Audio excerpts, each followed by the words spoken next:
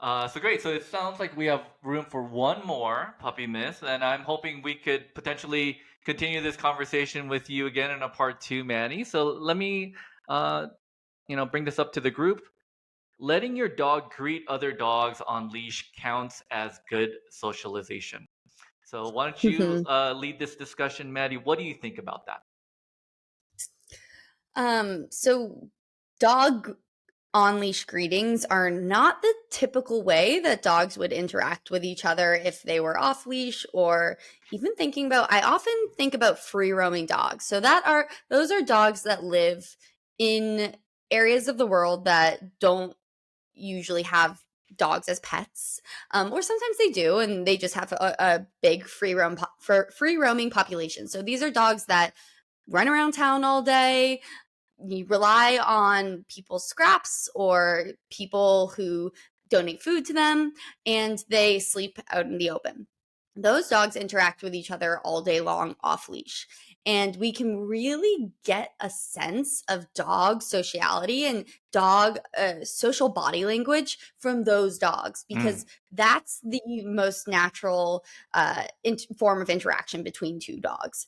The leash is super inhibitive. So, this is kind of what I talk to my clients about. When our dogs are on leash, uh, they are inhibited from performing the typical social interactions, which might be, two dogs curving around each other, both sniffing each other's butts.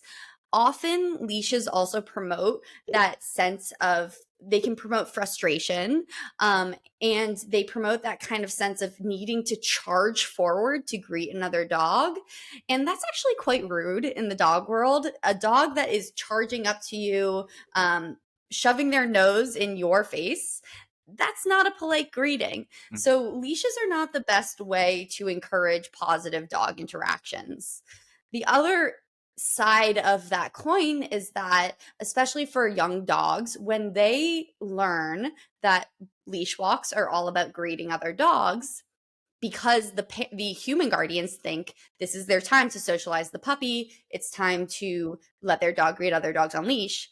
When the dog gets older and the human guardian is no longer focused on quote unquote socialization, and they start moving their adult dog past other adult dogs very quickly, because they don't care about their puppy's socialization anymore because their puppy is now an adult, that dog experiences frustration because they expect to be able to greet every dog on leash.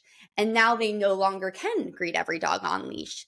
And I see a lot of frustration based reactivity in those types of dogs who were allowed to do one thing, and then all of a sudden the humans flip the switch and now they're no longer allowed to do it. And that's really where frustration comes about. It's the miss the bridge between expectation and reality, right? So I really try to encourage puppy parents to think about dog socialization as specifically off leash socialization. And then when we're on leash, we can still do socialization, but that's a different type of socialization. We are focused on calm, cool, collected behaviors around other dogs rather than rushing the other dog on leash to say hi, jump on them, throw your nose around. That's kind of my philosophy around leash greetings. Tanya, do you feel the same? Yeah, yeah, absolutely. I've had clients who, as their parents wanted to do the best by them and letting them greet every dog, and then there's, yeah, a lot of that overexcitement or frustration that starts to build if they don't get access to some dogs.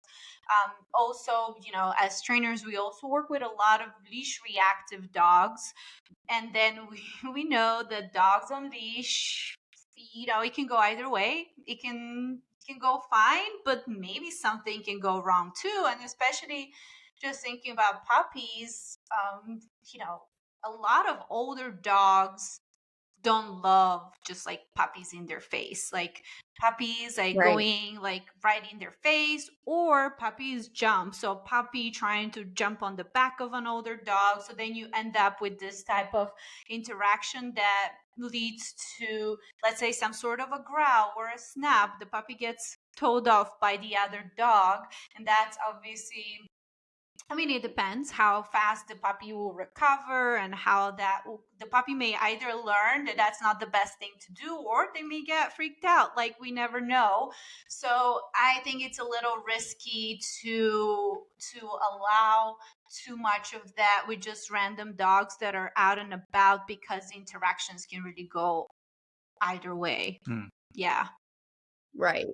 Yeah, it's a good reminder that these are all living, breathing animals with their own thoughts and feelings again, and we can't predict their behavior. Yeah. We can, if it's our dog, we might have a pretty good idea of what's going to happen, but when your dog is interacting with an unknown dog, you have no clue what's going to happen, and you want to make sure that they're set up for the best interaction possible.